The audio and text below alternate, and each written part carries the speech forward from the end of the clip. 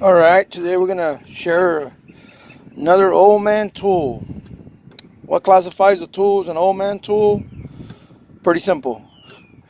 When I bring out a tool and the younger generation in the shop just have no clue that it exists, or they have no clue what it does, or they have no clue how valuable it can be. And sometimes it's all three in one. This right here is classified an old man tool. It's a mirror, magnetic. You can go ahead and you put it where you want, and you know what you do is you position it, and where you want.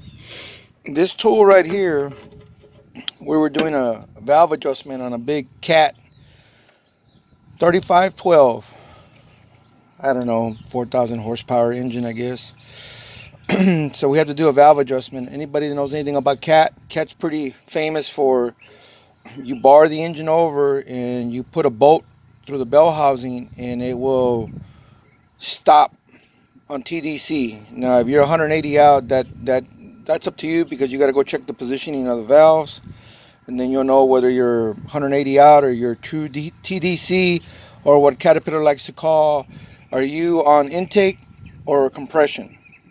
Exhaust, I'm sorry. Intake or exhaust. And what that means is intake means both valves are closed on cylinder number one, or you bar it over and the exhaust valve is open, which means you're on the exhaust stroke.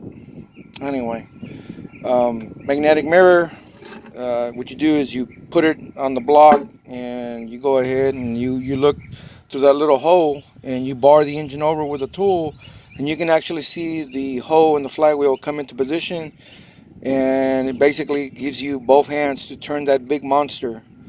Versus you're trying to turn it with one and trying to push the bolt through the bell housing, and it takes a lot of turns to get that thing to TDC. So this is a cool little trick. Don't really see a lot of guys using it anymore, and so it qualifies as an old man tool.